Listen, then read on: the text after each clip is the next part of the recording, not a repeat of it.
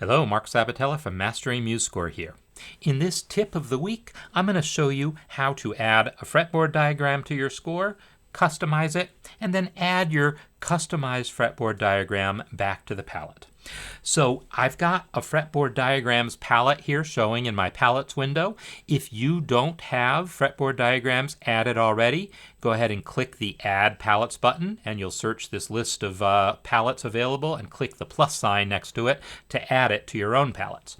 So now that I have it, I can open it up and see the ones that are available. And what's available is basically, well, C, C minor, C7, and then D. D minor, D7, etc. It's going to have all the so-called white note chords. It's not going to have C sharp chords or E flat chords. It's not going to have any major seventh chords. It's not going to have any complex jazz chords or anything like that. Just these basics. So let's say I want to get myself a C major 7.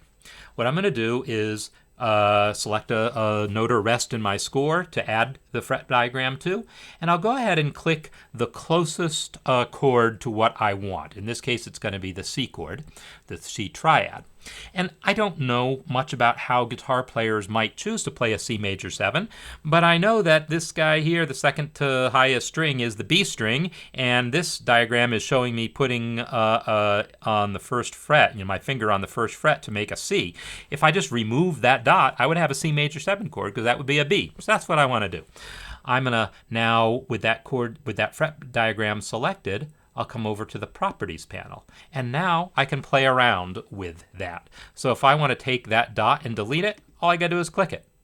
If I want to add a new dot somewhere else, like let's see, that was a C, C sharp D, I could add it here, and now I have a C add 2 or something like that, right?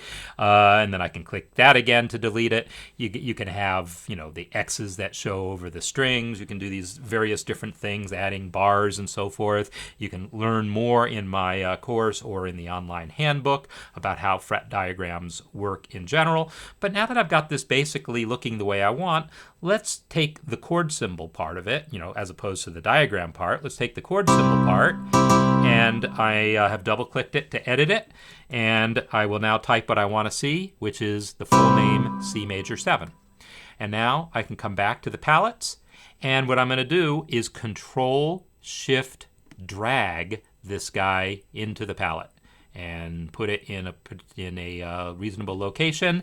And when I do that, you'll see it's even already named it for me C major 7 so that I can spot it later. If you ever need to, you can right-click the palette item, go to Properties, and type in the name you want there. So that's how you can add fret diagrams to your score, customize them, and then add your customized fret diagram back to the palette for easy reuse.